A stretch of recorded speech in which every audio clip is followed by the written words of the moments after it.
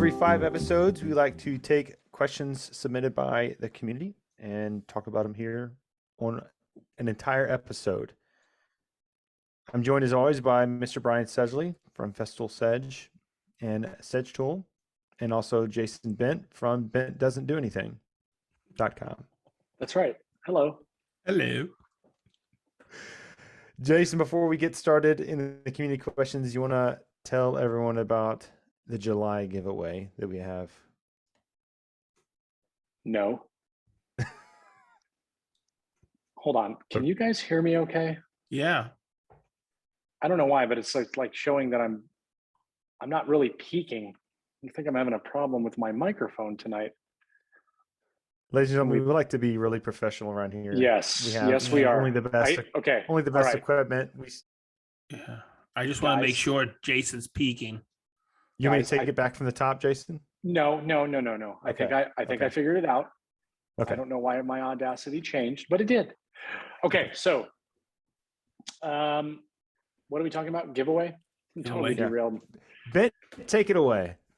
Giveaway, Leather by Dragonfly will be giving away another Sedgley to one lucky winner. And that's open to all 50 states. And if you guys want to enter, go to greensuiterspodcast.com and fill out the entry form for your chance to win a Sedgley, who just so happens to be named after a person that I know. Hey, Mo. Hey, Mo. So that's the giveaway.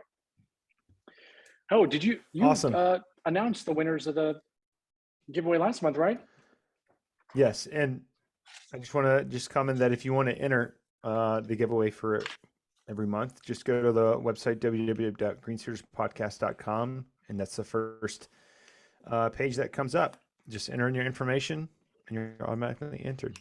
Please, only one entry. You scallywags. Every month I have to go in and delete a bunch of duplicate names. So you're not going to get over by doing multiple entries. You're just forcing more work on me. So I can only enter once, Ben, is what you're saying? I don't appreciate it.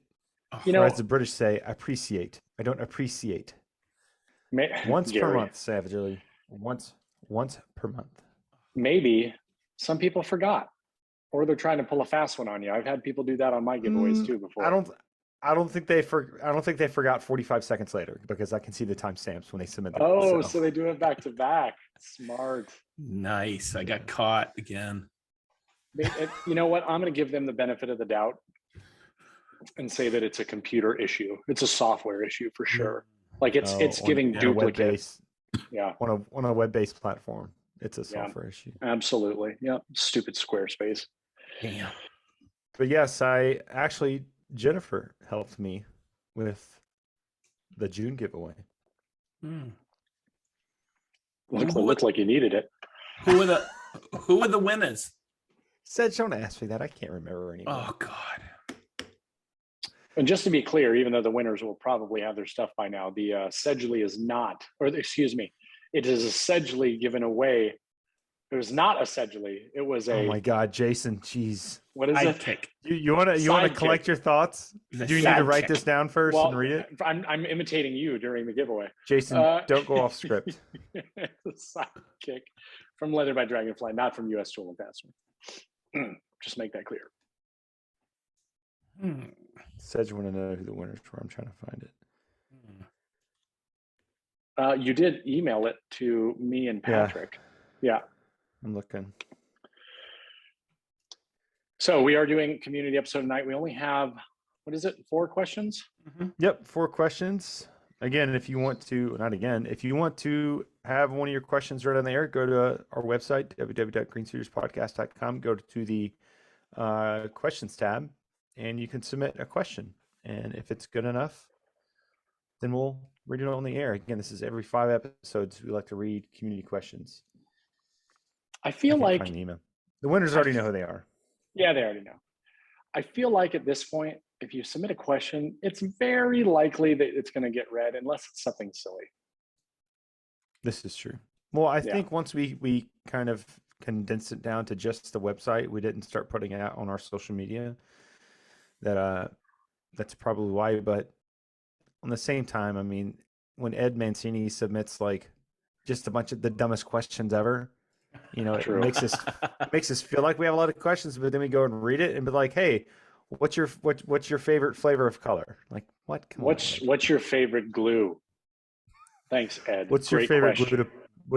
glue to put on your sandwich? Yeah. Glue or goo? Yeah. All right, moving on to these questions, everybody. All right, the first question comes from Michelle, although I highly doubt it came from Michelle. It probably came from Patrick impersonating as Michelle. But I'll read the question as it is written. Michelle from Leather by Dragonfly asks, what is your preferred method of coping molding? Coping saw, Collins foot, grinding desk, assortment of files, etc. Jason and I will answer this because we'll have the quickest answer, and that answer is we don't do that. Yeah. I've only coped one time. Oh, yeah, me too. What? And yeah. Yep. I'm not doing crown molding. Like, what? It doesn't matter if it's crown. It could be base. It could be chair. I haven't coped. Okay, well, I've done none of those things. Either. I've done none of those things. You've never done base? I've done base, but I haven't done coping in corners. I've done miters in corners. Huh. When I do the baseboards in this house, when I replace all the flooring, I would likely do. When you ask if we've done base, are you talking cocaine or are you meaning like baseboards? Because my answer is still none of those things. In case you guys are wondering, I'm all about that. But base. I do not freebase cocaine. Oh my God. God, Jesus. No, and that is exactly why that question was asked, not by Michelle, 100% by Patrick, because this is what he likes to do. Oh, but it's okay because at this point he hasn't heard last week's episode, which I know he's going to love. So go ahead, Sedge. Tell us your experience with all of the above. I've used every one of them. Okay, is there a particular reason why you would want to use one over the other, or are they all just kind of interchangeable? I only use a Collins Cope and Foot now, and that's I bought one years and years ago. I got rid of it, and that because I was struggling with it. I got it, but I wasn't using it correctly. I used to use a coping saw. I've used a grinding disc, but I used to use the Raz to cope, and it works great. I still use a Raz because you just put a back bevel on it. To scribe, right? I put a back bevel to scribe, but that's when I do like a filler strip. But when I cope, I use a Collins Cope and Foot if I'm doing even some corner round, and also base. It's that you go ahead. Is there a way that you can describe the difference between a coping saw and a Collins foot coping saw? Yeah, a coping saw you use by hand. It looks like a fret saw. Yeah. But Collins foot attaches to a jig. A Collins coping foot attaches to a jigsaw, and they make one for the Cavex now, which snaps on and off really quick. It isn't a screw because I used to use it on my Festool Tryon. But is it just a really thin blade, or no? I use the K blade, which is very aggressive, so I could actually use it on the side to actually grind as well. So, yep, right Ben, there. It's a piece that goes on here and replaces this flat piece here. Yeah, and to give you the ability to move it at different angles. So, it's you can use it pointing to push Carvex. It's using as it's understanding how to use it properly. And it's a push and pull, but the really important thing, especially when you're doing crown with it, is making the holding jig. I was really blessed to be taught by Gary Katz on a one-on-one, because I told him, I go, I don't like the Collins Cope and Foot. He goes, you just don't understand it. And he spent about an hour with me teaching me how to do it. He showed me a holding jig that he makes. And I'll tell you, it's easy to see and how to use it, and you can get trained by probably the best in the industry on it. I also worked with David Collins one time. He showed me a few tips and tricks with it, the guy who invented it at a trade show. Really quick, I'm going to call it out. There's a website called thisiscarpentry.com. It's free. But also the YouTube channel, It's called This Is Carpentry. Go to the YouTube channel. It's Gary Katz's channel. And in the search, just type in Collins Coping Foot, and there's 3 killer videos, and it shows the holding jig. It's understanding how to either push it or pull it, and the angles you can get with it, and it's absolutely perfect. And I have coped everything with it, from the smallest profiles to the largest, and it's just how you creep up on it. And there's it's a narrow blade that I use. I call it the K blade because in the Festool range, because it has a fairly aggressive set. It's it doesn't have a lot of, it's a narrow width blade. It isn't the really small one, because that just has deflection in it.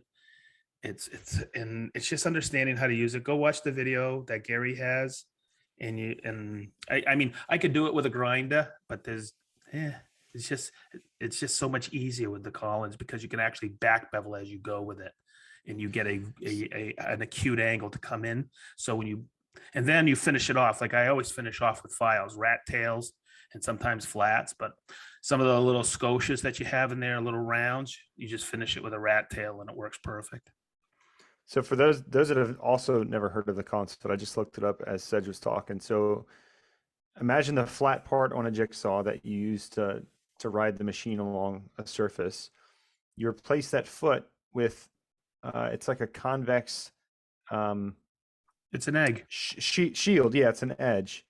Egg shape, and that allows you to kind of pivot and the blade around certain angles, so that you have something positive to rest the machine against, but it's curved so that you can contour it to different stuff. It's pretty crazy looking. I'm more successful coping into an inside corner than I am mitering, because of changes in humidity. You'll have it pull apart, and a cope you won't. You mentioned a grinder. The RAS? You got it, or the AJC? Yeah, man, that's badass. You know what's the coolest thing about that is the Abba nut. It's wicked easy to go on and off. It's toolless. Yeah, I went when I was visiting Patrick and Michelle this past weekend. I went to a Woodcraft, and they had a basic, and it was discounted because I think it was missing like one of the pieces that comes with it, but it wasn't something I cared about. So I got it for like $320. It's awesome. Cool, man. Oh, and I'll just say this now. I figured out what the issue is with my audio. I'm actually recording through my MacBook speakers right now. Why it didn't default to my microphone that I use all the time, I don't know. It's fine. It should sound fun. I've used my my laptop microphone for the last few, and it actually sounds pretty good. So on Audacity, it is. So Sedge, I mean, I just don't cope because I hate doing it, and it's depending on what it is, it's always much easier just to bevel it. But yeah, those walls are wacky. Every inside corner is wacky. Yeah. I've never seen a drywall guy put tape in there and put an engineer square to it. It's off. Yeah. And you get a much more successful joint if you cope and learn how to do it. That's all. So would there be any benefit to using a file, I guess, if you have like really fine details, right? Absolutely, because think about it, a jigsaw is a rough cut. And sometimes when you put your boards together, you need to file it in. And that's why you have all your little triangular files and rat tails, which is a round file.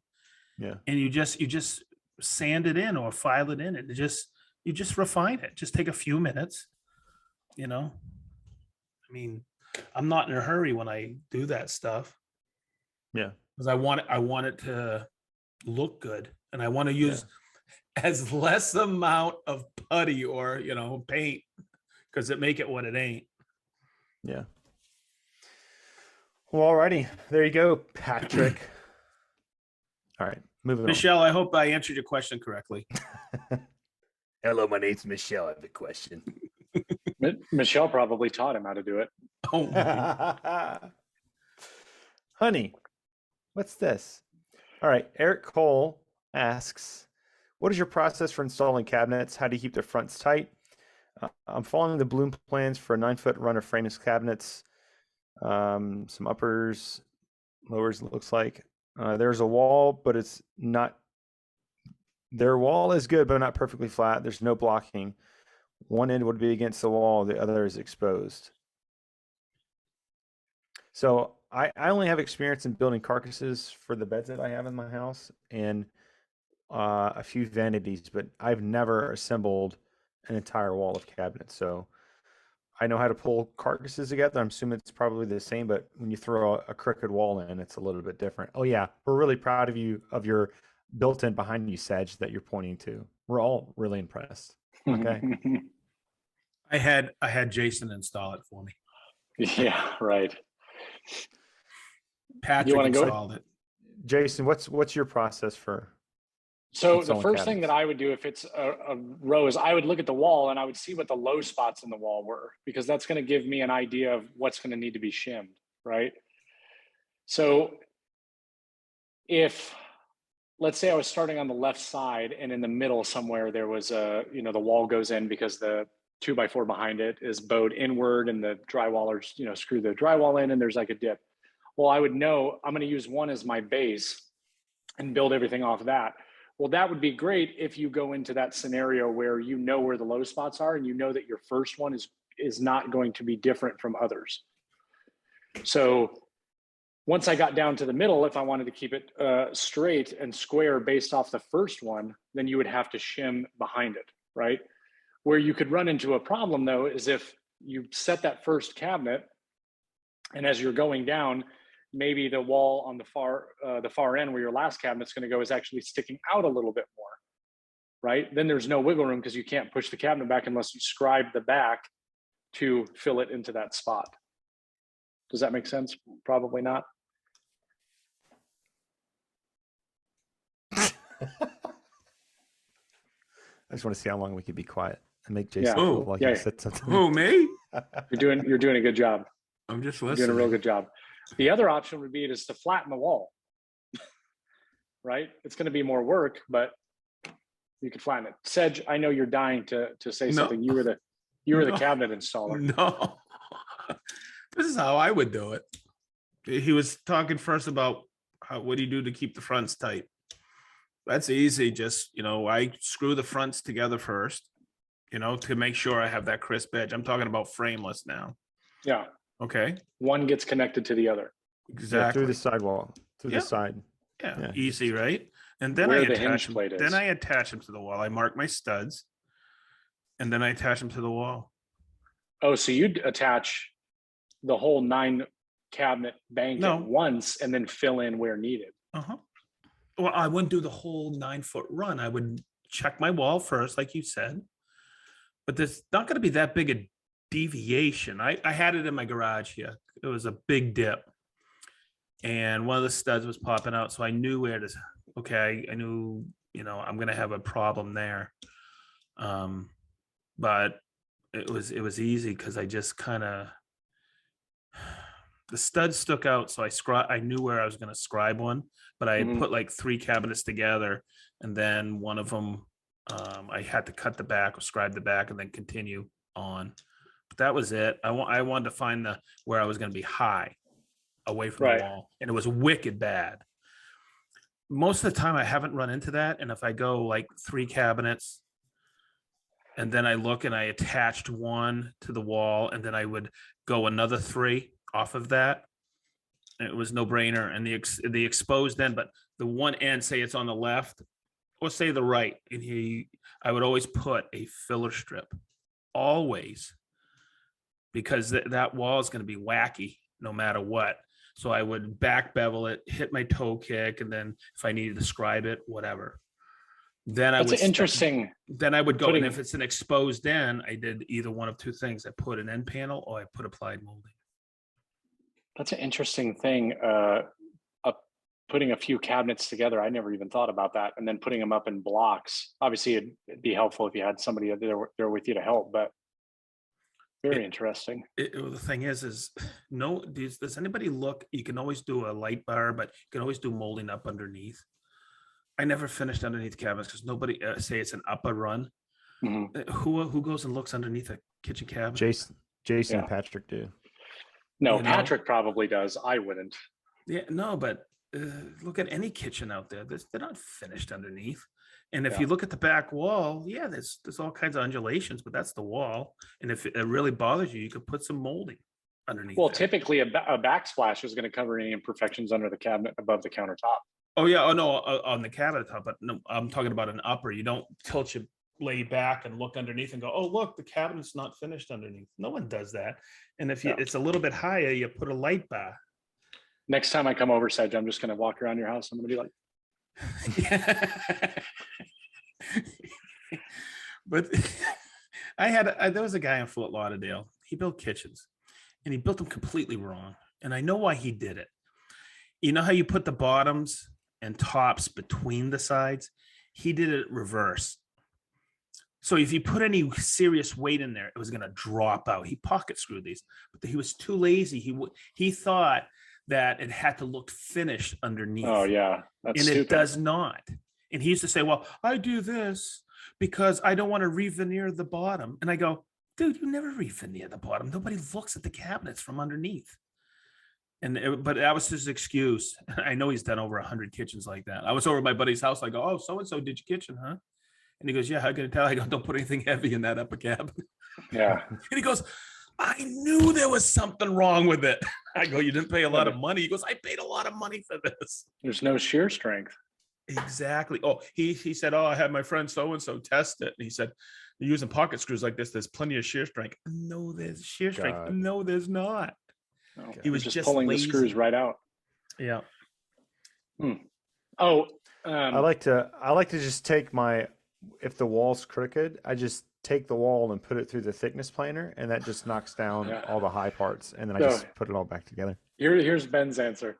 So what I like to do is I like to pick up my phone and I go to Angie's List and I type in cabinet installers, and then I just let somebody else do it.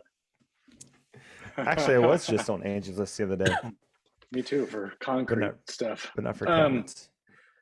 One thing, when he was talking about keeping the stuff flush and tight in the front. So another thing, shout out to Bessie. Bessie makes a really, really cool clamp that you can utilize. I don't know if it can be utilized on frameless cabinets.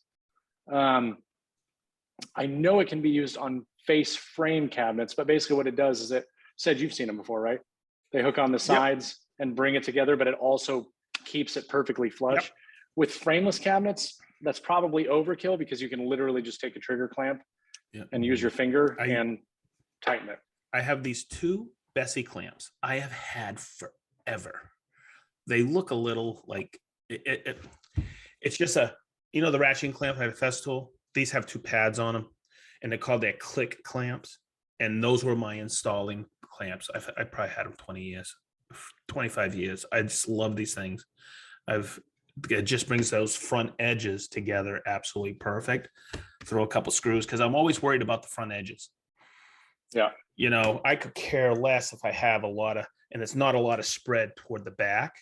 And if there is, a couple of screws, and then I attach them to the wall. But I always bang cabinets together, 2 or 3 of them.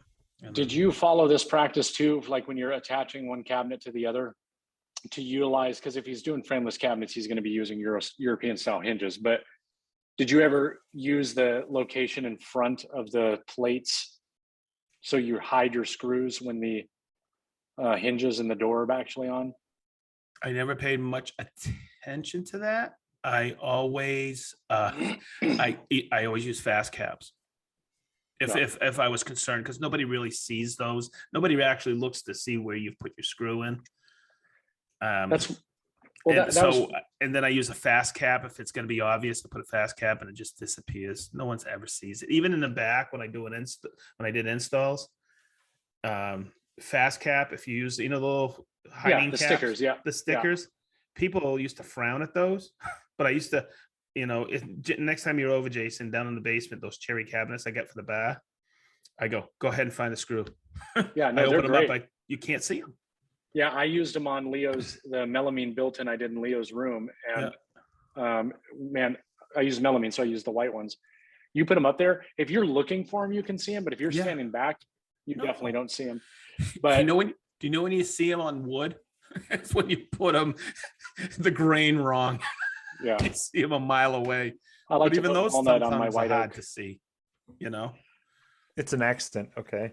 I think I saw Ken DeCoste post about this a long time ago or something, and ever since then, that's one thing that I've always done is if it's a frameless cabinet where you're doing Euro style hinges, the plate for the hinge, just drilling a pilot hole in front of that way is you screw it together there. When you clip your door on, it's completely concealed. You never see it. So I just thought that was a really cool, useful tip I wanted to share.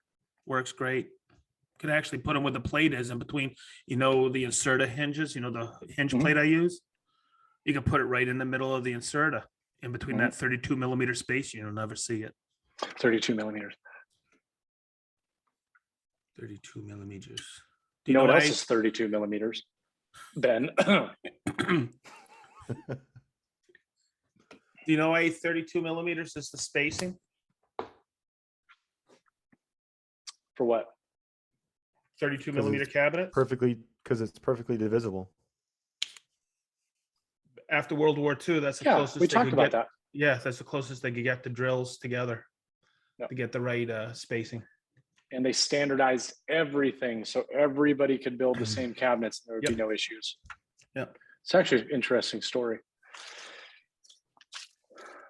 Cool. Well, I think that was a cool question. All the parts of his question? There's just those two things, right? That was a good question, Eric Cole. Thank you. Alrighty. Next Eric just question hired Sedge to come over and install them. Comes from Matthew Hickman. He says, "Gentlemen and Jason, I'm starting a new shop program at the middle school I teach at. We have 50 kids in our first year and hope to grow the program over the years. My question is, what are some fundamental skills that you suggest for a new program? I have 11 to 14-year-olds, and I want them to just enjoy woodworking and give them an opportunity to mess around with tools. Any suggestions on builds as well? Perhaps Han could share some of his favorite wood-related activities as well. Thanks, gents." I thought you were kidding when you said he wrote "Gentleman and Jason." No, that's literally what he wrote. Oh, I know. I'm looking at it now. Thanks, Matt. Simple wood shop. So, Jason, what would be some what would be some key points that you'd want to teach some 11 to 14-year-olds? Safety. Yeah. Would you want to teach them hand tools first and then power tools? No, I don't know. I'm not one of those people that feels, if you don't do hand tool stuff, you're missing out if you just skip to some people just don't like using one over the other. Like I don't feel like you're missing out on anything. Could you find that you love one more than the other? Could you learn a lot of valuable skills from hand tools and have a much greater appreciation? Perfect example, mortise and tenon, right? If I was cutting my own mortise and tenons, I'd probably appreciate the domino even more than I already do, right? Because I know the work that goes into that. Hand cut dovetails versus router cut dovetails. I would appreciate the effort and time that goes into hand cut dovetails and the art behind it more, but I don't do those things. But I think I'm old enough to understand what the difference between the two is. Maybe some basics, here, this is kind of the evolution, right? We can go this way, using hand tools. Maybe they gain a respect for hand tools and what they do. And then maybe, hey, you remember how you were trying to flatten that board with this tool? Well, this tool right over here, and make that kind of like, after the intro, right? This tool over here will do it as a machine, and here's the considerations you need to be in. And that's where you can work safety and application into both. So that would probably be my answer, I guess. I mean, those would probably be the two things that I focus on. I wouldn't get into anything crazier in depth, but I think that's a good age for them to really start appreciating what the tools do and what does what. and how to treat it properly and be safe. What about you, Sech? I would start with a 9x11 piece of sandpaper, and I would have them rip it into 4 pieces. Then I would take a huge slab and have them try to flatten it with those pieces of sandpaper by hand. I would go home. Inhaling all the dust and watching their forearms wilt. Then I would put a Rotex in their hands. It puts the sandpaper on the wood. In other words, everybody thinks hand tools or whatever. Just I would start with some fundamentals: a handsaw, hand sanding, little things like that. But my number one thing would be safety and dust extraction. Have them learn, all the, ear protection, eye protection. Teach them the basics of a table saw. Just the fundamentals of all a jointer, a table saw, a thickness planer, or bandsaw, all the fundamentals, but go through each one and teach them the fundamentals of each one and the safety of it. Then I would venture into maybe a few hand tools so they appreciate it. And I have down here, have them rip a piece of wood with just a regular ripping handsaw. Okay. And then put a track saw in their hands, which is very safe. And they'll go, oh, this makes it more pleasurable. This makes it a lot easier. But that's the fun part of it. Going through a little bit of tough labor with a hand tool and then show them how much quicker, and it could be a lot more accurate with a track saw. But I also agree with a mortise and tenon. I would just go and show them the domino. It's a safe way, and it's a gateway of, wow, look what I can do. And then the most versatile tool inside that shop, because you can use it for joining, profiling, a router. You can do so much with a router, but man, teach the safety of a router and just get them into a decent router and show them. I mean, it opens up their eyes, the kids' eyes, when they can put a real decorative edge, like a round over on a piece of wood, and make a shelf. Just make a simple shelf that they can bring home. Their mom or pop can put it in their den or in the kitchen, and they can throw some plates on it or stuff like that. And it's that pride. You got to have them start with a small, simple project that they can bring home and say, hey, look what I did. And stuff like that. I mean, I've built in a toolbox that's simple that they'll have for a long time. Making a sawhorse that they can use with their dad and mom back at the shop, back home. Make a couple sawhorses. Super simple. That's little tidbits. That's what I got. But sometimes, it's not that I'm a hand tool weenie or anything. It's while I am, but making sure that they understand, hey, this is the basics, but it's a lot easier with a little bit of power. So, I mean, but get them building something quick that they can bring home and say, hey, look what I did. And that's where you get the pride in there. And that's when you get them, as I always say, you get them hooked a little. I would say, and this is coming from I have two of my kids are 11 and 13, and so this is like prime talking points here. I would say that whatever you do, however you teach it, always make it fun, because that is going to keep them engaged. Because if you can keep them engaged, then you can keep them focused on what they're doing. I would say start off with just an explanation of material. Get them to understand that woodworking is a subtractive creative method. It's not an additive, meaning that it's a lot easier to take things off than it is to put them back on, including their own fingers. I would say great point.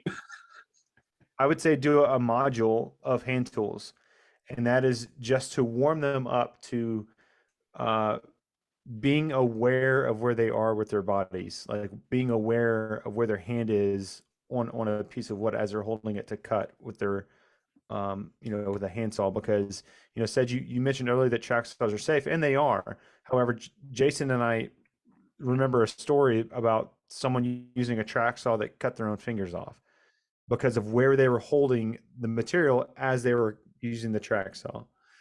So, and that's all about body awareness, body position, and stuff like that. So I would say start off with a module of hand tools so that they understand about where we put our hands and stuff like that. And then from there, I think the road is kind of open. My brother-in-law does this for his school. He teaches at an art school, and he has one semester a year that he teaches woodworking, and that's always his focus, is to try to keep them engaged, try to keep them entertained, making things fun as opposed to trying to scare the living crap out of them. Because if you do that, no, they're not going to learn. They're just going to shut down. I would say for the if depending on how you have the curriculum set up, instead of doing something for the home first, I would say have them build something for the school, whether that's for a teacher's classroom or the faculty or the staff, or something where other students are going to see that, and then that has the potential to get them interested in the class to maybe sign up for the next semester or the next school year. That would be the first project that I would have them build, and then the next one would be something that they could take home.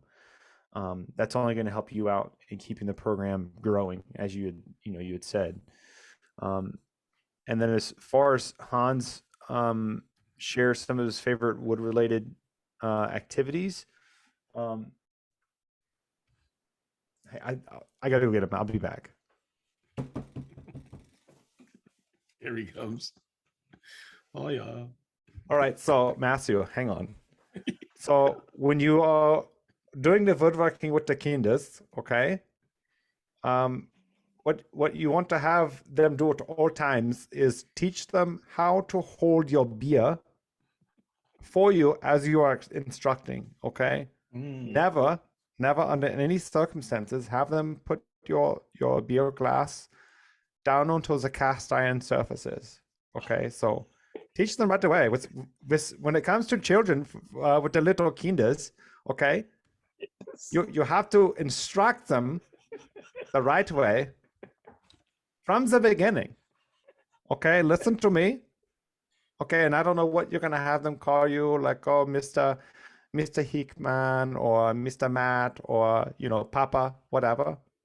You say, okay, listen, you little shizers, okay? Do not ever put this beer down on the cast iron surfaces, or I'm going to make you wish that you had all your fingers after this class is over. Because if that thing touches the cast iron, you're gonna have to try to figure out how to do woodworking with just 8 fingers. Okay, that's the first time it happens. Thank you, Hans. Oh, he always is Drink lots of beer. It helps you instruct better. When all the kids are coming in the class, they're like, oh, Mr. Hickman, this and that, and that. Say, I don't care. You think I care about your life and your problems? Look at me. I'm 54 years old teaching you how to do woodworking. I should be out in Las Vegas or the Miamis right now, getting my tan on, yet here I am teaching you little bastards. Oh my God. Getting my tan on. All right, that's all I had. That's all my advice is. Good luck with your job and keeping it if you do that. Okay. Oh my God. Thank you, Hans. Yeah, that was great, Hans. All right. The last question comes from Marty Gable. Matty. And he says, what are some tools that have exceeded your expectations, especially from a brand you wouldn't expect? What are some tools that you would love to get a chance to redesign and make them perfect for you? I think with this one, I think we can kind of open the whole floor here. I think anything goes. Oh. Okay, not just woodworking specific, because my brain's going in a different place. So the first tool, I want to kind of take the brand out of it. I don't think that's necessarily fair. Mm-hmm. I just think tools that have exceeded your expectations, because I recently had an experience with a tool that exceeded my expectation. Ooh. Now, it's not going to come to any surprise to anyone that listens to this, but Fusion 360 surprised the living hell out of me. And this is a feature it's been in it for quite a while. I just never had a reason to go into this one feature in the program to figure out what it did, and that's metal shaping, metal sheets. So I'm currently building a skid plate for my motorcycle. I've already sent the design off to have it made. And I was sitting there designing the skid plate for the motorcycle just the normal way that I would shape any solid object in Fusion. And then I was looking up some stuff on YouTube about, hey, how can I get some of these angles to go a certain way? How can I, build everything parametric so that I can go in and change things and it changes the whole design for me? And I found this video about shaping sheet metal in Fusion. I'm like, what? And like, I watched the video, and everything that I was trying to do, like I'd already built the first model in Fusion, and it took me maybe 3 hours to do it. After watching this video on shaping metal, it took me maybe 2 minutes to make the exact same thing. And I was just like, are you freaking kidding me? So I put it up in stories that, hey, I'm trying to make this thing out of metal. A lot of people commented back. And I think it was Eric from Barber Designs and Build said, hey, you should look into Send Cut Send. And I'm like, what? And so Send Cut Send is they're a fabrication company. So you send them your designs, they fabricate it for you, and they send it to you. So cool. They are going to, and there's like some tweaks that you have to do to the design. You have to like flatten it out, all this other stuff, but they're going to laser cut it for me out of automotive grade aluminum. They're going to punch all the holes for me. They're going to tap all the holes for me, and they're also going to bend it to the shape that I need it. And then they're going to paint it, and then they're going to send it to me. That's cool.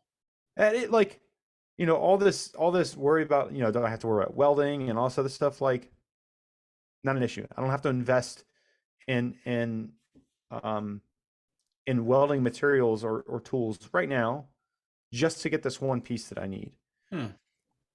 And so Fusion, and it had been a while since I'd used it. It had been a couple months since I used it. So when I fired it up, I was getting ready to go into it. I was like, oh, wait, I don't know what the hell I'm doing. Like, I just blanked it out. But it didn't take long for it to come back to me. But yeah, man, Fusion just it just surprised the living hell out of me out of how cool that was, that it has this functionality built into it.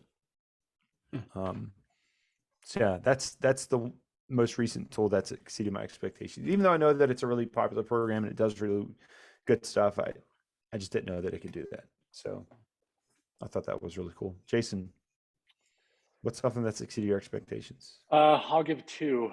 The first one is Festool's new battery track saw, the TSC 55. K, you right? Yeah. KEB. Yes, I never used a battery powered track saw. It exceeded my expectations when I was making the cuts on the 8/4 Babinga, and I just I just did not expect it to cut that way based on my experience with other, models of TS55 or the previous model TS55 on much softer wood. And when I say cutting, I'm talking about a full depth cut without bogging down and cutting it super clean and smooth.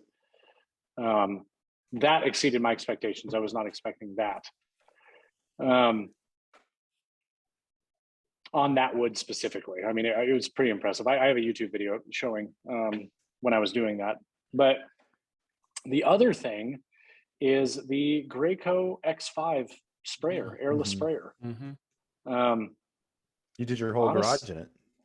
Yeah, honestly, for the price of that thing, I can only imagine how incredible it is to use some of these, higher priced machines that have all these bells and whistles. But I mean, great machine, absolutely great machine for the money. I was expecting to have a lot more issues. I was expecting for there to be a bigger learning curve.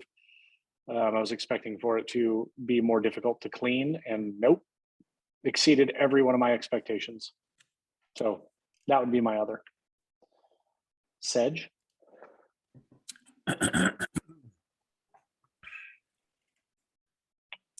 I could talk about it next year when it comes out. Oh my God. Okay. Okay. Since Ben went off topic and talked about Fusion 360, It's not off topic. It just broaden your discussion zone. Okay, so something that's exceeded my expectations. I started buying a system 5 years ago. I just did a video on Sedge Tool, and I wanted to say in the beginning, I get no money for it or anything. It's my Ego multi-head system. The brand is Ego. It's a battery platform, but I bought the multi-head, and everything I've gotten, I got the tiller, I got the brush head, the hedge, the weed whacker. I bought it for the weed whacker, but everything's exceeded my expectation. And except, and you'll see in the video, I bought the brush because I thought I'd use it for snow, to clean off the driveway. Mhm. But I saw a YouTube video, and I turned it upside down, removed the gad, and I used it to dethatch my lawn. Mhm. And I'm going to tell you something. That is unbelievable how that works. So it's exceeded my expectations well above and beyond. I get no I wanted to make sure people understood this. It was way off topic from my channel because it's basically a woodworking and tool channel, right? Sedge Tool. But I had to talk about it because I like to talk about things that really I like. And I got rid of gas completely out of my shop. Except for your gas.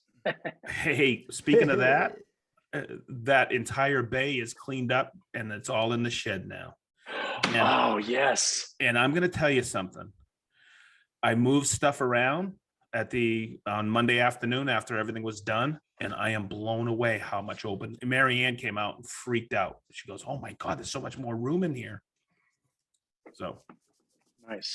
It was a worthy investment, and we did a video on that too. So I don't know if I'm going to do this now, but I've always been wanting to get the Ego riding lawnmower, the zero turn that they have. I've been really curious about that one for I've been thinking about it too. But that'll have to wait till I get a shed. I got That's expensive. I know. It's really expensive. I started with the self-propelled mower, and I've had that for I think 5 years, 5 seasons. I got the snow thrower. I've only used a couple of times. That exceeded my expectations.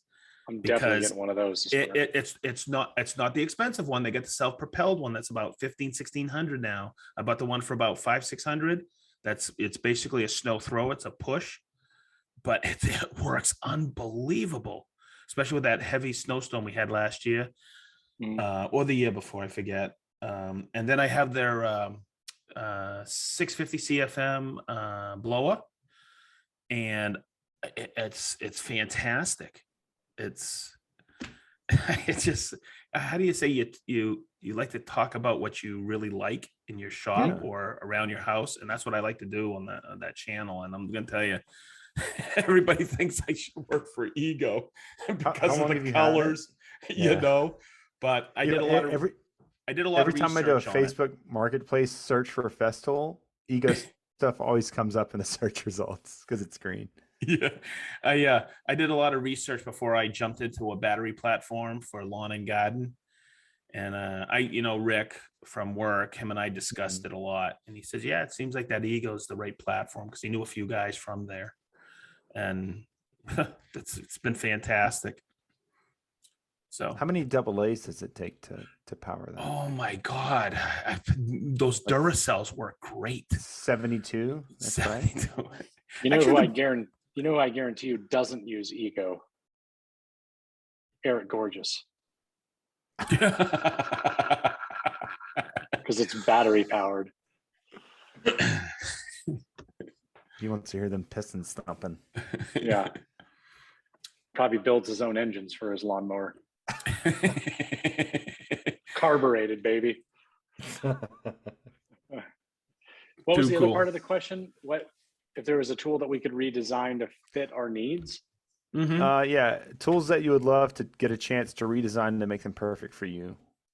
I would say that if I can't off the top of my head, I can't think. I'm interested to hear what you're going to say, Jason. But like, if a tool isn't doing what I hope it would do, I don't think that I would be buying it. Mm. Right?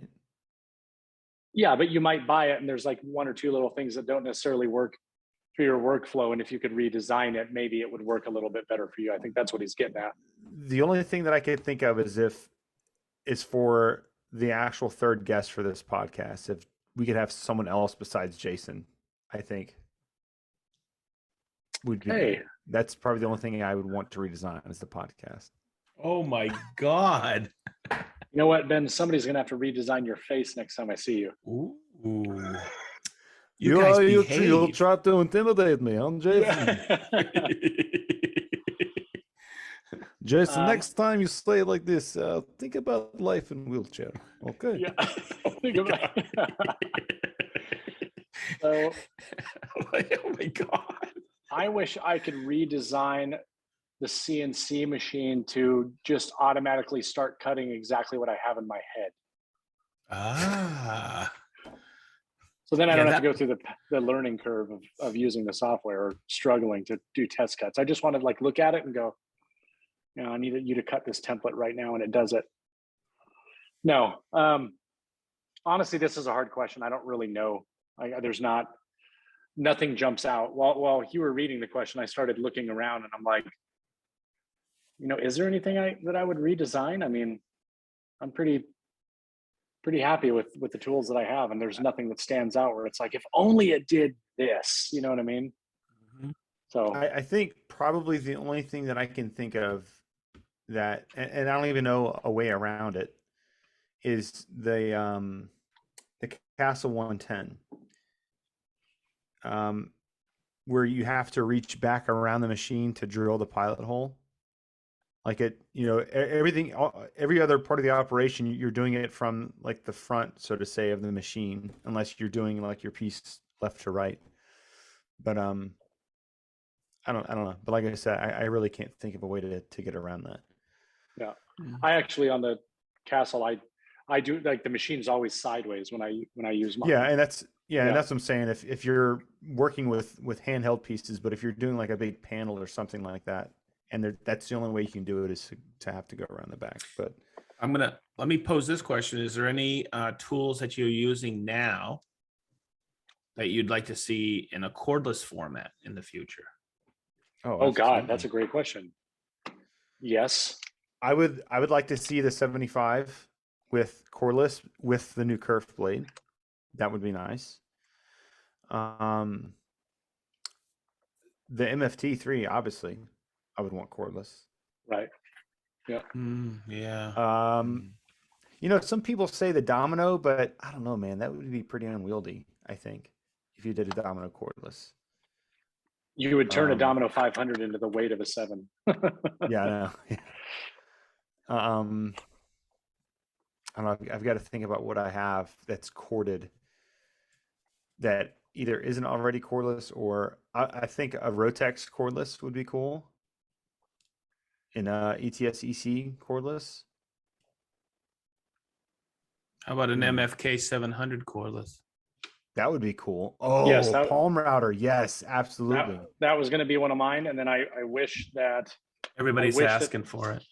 I wish that Festool made a cordless Sawzall, even though I don't use it very often. But when and if they ever do come out with one, the one I bought from Milwaukee I'm going to burn it, and then ceremoniously. I'm gonna put the Festool one in a chair, observing me burning the Milwaukee, as should be done in a ceremony like that. Interesting. What about you, Sedge? What's something you would like to see cordless? I'd like to see a cordless router, a cordless trim router. Mm-hmm. I've always mentioned that. So you never know what's coming out. There's something else that I have in another brand that's cordless, and if I work for this brand, I could sell them like water. It's a cordless caulking gun. I knew use. exactly what you were talking about. I love them. I love them. So when you buy something that takes a certain battery, what do? You go, what else? Invest in that. Yeah, you invest in that system. What else? What else can I get? And I bought right away. I bought the cordless 3/8 ratchet, and I use that all the time. Isn't there someone that makes a cordless hot glue gun? Yeah. Or either cordless or it's rechargeable. I can't remember which one it is. Yeah. I use a one out hot there. glue gun a lot more than what you would realize. I think Ryobi makes a cordless one. Hot glue gun. Ryobi.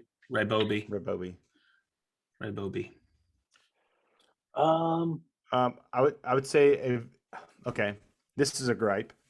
I really wish that the EHL 65 was still sold in the States because it used to be sold there, right? Yep. A cordless EHL 65. Yeah. Would be cool. For those who know, that's the Fessel's smaller single-handed planer. Yeah. Yeah, that's a real niche market. I'm up in the air right now if I want to get a second air compressor. I almost bought the Roll Air Sustainer air compressor when I was in Ohio too, but I've been thinking about getting one of those that I could just wheel into the house when I'm doing stuff like baseboards and all that, because I won't be doing baseboards throughout the whole house eventually. If I'm thinking about doing that or investing the money in air tools are cordless anyway, but when I say cordless, I mean they don't need the air compressor hooked up to it because they have the CO2 cartridges. Grex makes a 18 gauge. Yep. And I've actually considered getting that. That way I can just go inside and, through all my baseboards. Not haul a compressor around. I know. Yeah. Cordless nail guns are pretty impressive these days. There's several brands out there that are making them. But yeah, good question to pose. Never thought about that. Cordless TV. A cordless TV? Yeah, cordless TV. Transvestite? Yeah, I have. Because you brought up that topic, there's two things that I think would be good topics for the next couple episodes. I'll talk to you guys about it offline, but one of them is kind of in line with this topic a little bit.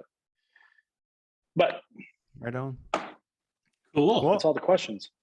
That's all the questions. Jason, do you have anything for Get Bent this week? I just have one. I need to talk to you guys about some stuff after we get off of this, actually. So okay. That I forgot to talk to you about before. Is that Hans? Ladies and gentlemen, it gives me great pleasure to introduce the most hated man on the internet, Mr. Jason Bentz, for our most popular segment, Get Bentz. Yeah. Jason, take the hatred away. All right. All right. Like I said, this is only one, and I had to dig for this one, but this is from my Does Rubio Monocoat Hold Up Well video.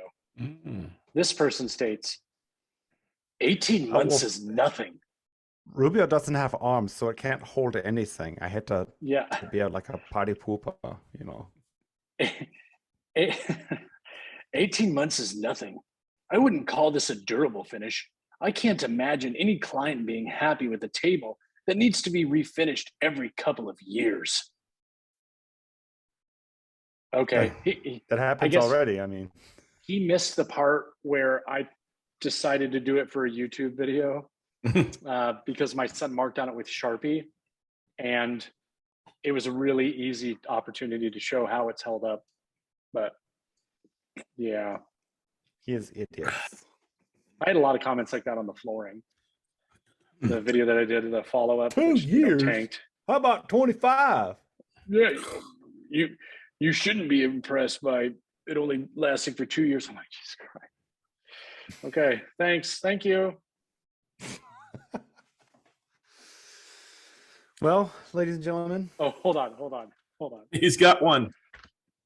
Did I read the one about the comment? No, I didn't, because this is 4 days ago. So I do have another one. And a witty comeback. This is on my best lights for woodworking video, that new American Green Lights video that I did. This person states, "Your new shop is a repeat of your previous shop." Then he proceeds to do 3 sleeping emojis with the little Z's, you know? So a person responded with, "What's your point besides your head?"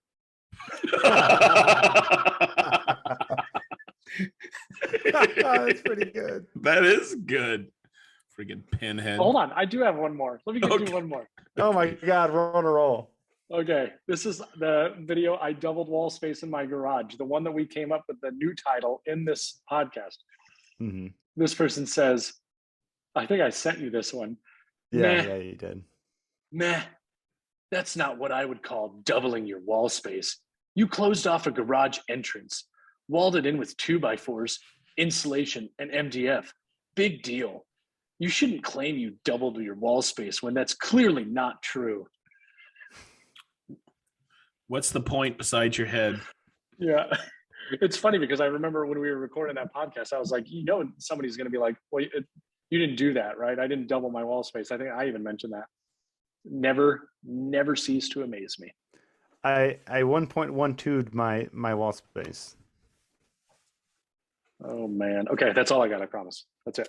Hey, remind Alrighty. me afterwards. I want to read you a comment that was made via email, and I want to read it to you guys afterwards. So remind me off the podcast. You're gonna laugh on this one.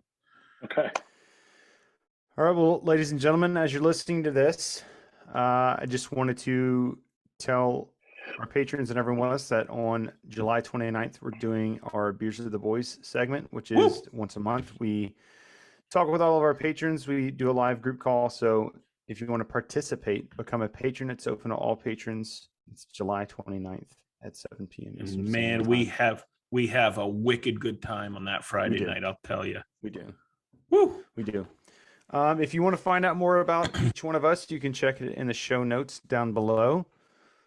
Otherwise, thank you so much for your time. Thanks to everyone that submitted their questions. If you want to have your question right on the air, just go to www.greenseaterspodcast.com. Enter the community question tab.